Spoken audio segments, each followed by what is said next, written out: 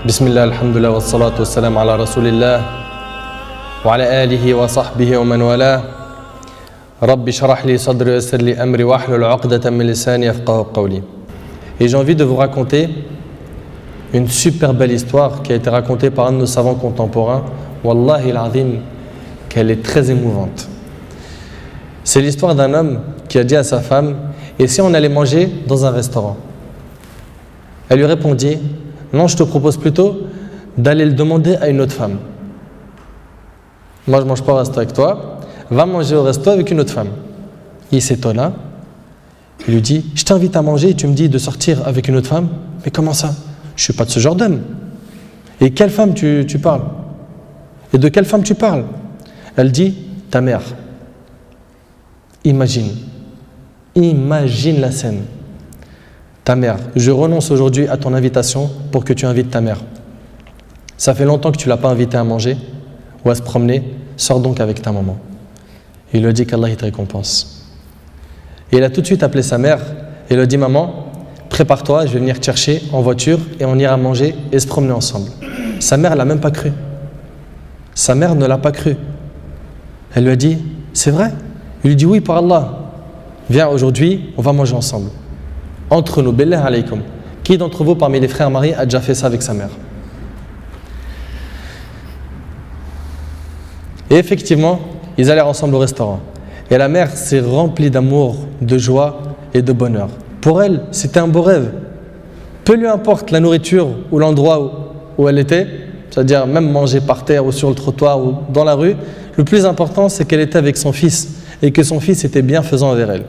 Et qu'il ne l'a pas oublié, qu'il ne l'a pas négligé en s'occupant de sa femme et de ses enfants, et elle passa un jour avec lui qui était l'un des meilleurs jours de sa vie. Elle lui dit au retour, l'homme dit à sa mère au retour: maman, t'es contente? La sortie t'a plu? Elle dit: oui, wallahi, c'était masha'Allah. Elle dit: oui, qu'Allah te récompense. Il répondit: Inch'Allah, je le referai. Elle dit: non, Inch'Allah, la prochaine fois, l'invitation viendra de moi. Il lui dit: Inch'Allah. Et des semaines et des mois passèrent, le frère a été occupé, puis sa mère tomba malade et mourra. Qu'Allah lui fasse miséricorde. Son fils était très triste. Et quelques jours plus tard, il reçut une invitation au restaurant pour lui et une autre personne, et cette invitation était déjà payée. Étonné, il se demanda de qui vient cette invitation déjà payée. Il est parti alors avec son épouse au même endroit où il avait mangé avec sa mère, et là une lettre l'attendait de la part de sa mère. Il y avait écrit: mon cher fils, qu'Allah te récompense, je t'avais promis de t'inviter au même endroit pour manger, mais tu étais souvent occupé. Et maintenant je tiens ma promesse et je t'invite avec ta chère épouse, qu'Allah vous récompense.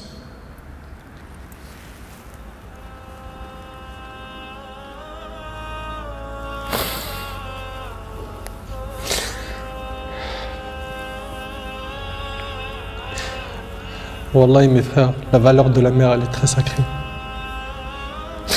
Faut pas la mettre en colère. Cette histoire d'amour entre cette épouse et sa belle-mère est magnifique. J'espère que nos frères et sœurs vont tirer des leçons de ce genre d'histoire d'amour entre les épouses et les belles-mères et d'essayer de reproduire ce qui s'est reproduit dans cette histoire. C'est qu'après le décès de la mère qu'on connaît sa valeur. Votre mère, si elle a envie, profitez, embrassez-lui ses pieds. Demandez-lui pardon pour les manquements, pour les mauvais comportements.